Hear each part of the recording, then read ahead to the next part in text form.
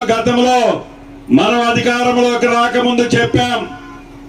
ఆనాటి ప్రభుత్వుడు గౌరవ మాజీ ముఖ్యమంత్రి కేసీఆర్ గారు కాళేశ్వరంలో ఎలా దాచుకున్నారో అనే సందర్భాన్ని ఎన్నికల ముందు నుంచి చెప్పుకుంటూ వచ్చాం.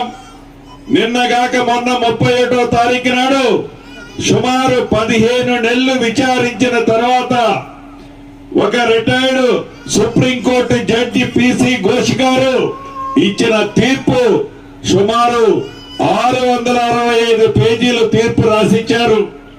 దాంట్లో ఎలా ఉద్దేశపూర్వకంగా కాళేశ్వరాన్ని దోచుకున్నారో, ఏ వంకలతో దోచుకున్నారో, ఏమేమి చెప్పి కర్త కర్మ క్రియ కాళేశ్వరం అంటేనే కేసీఆర్ అని బొమ్మ పెట్టుకుని ఆనాడు మాయ మాటలు చెప్పారో ఆ చిత్రాన్నంతా పిసి ఘోష్ గారు ఇచ్చిన రిపోర్ట్ లో చాలా స్పష్టంగా కనిపిస్తుంది.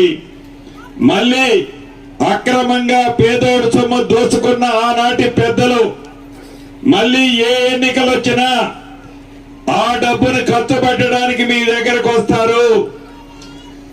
అది వాళ్ళు కష్టపడి సంపాదించిన డబ్బు కాదు, అది పేదోళ్ళ డబ్బు, పేదోళ్ళకి చెందాల్సిన డబ్బు ఎంత వచ్చినా అది మీదే.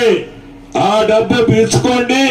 మొన్న అసెంబ్లీలో ఏ రకంగా చెంప చెల్లు మనిపించారు, ఈసారి 2 చెంపలు వాసిందాకా ఈ చెంప ఆ చెంప కొట్టాలని కూడా ఈ వేదిక ద్వారా రాష్ట్ర వ్యాప్తంగా ఉన్న నా నిరుపేద కుటుంబ సభ్యులకి ఈ వేదిక ద్వారా తెలియజేస్తున్నాను.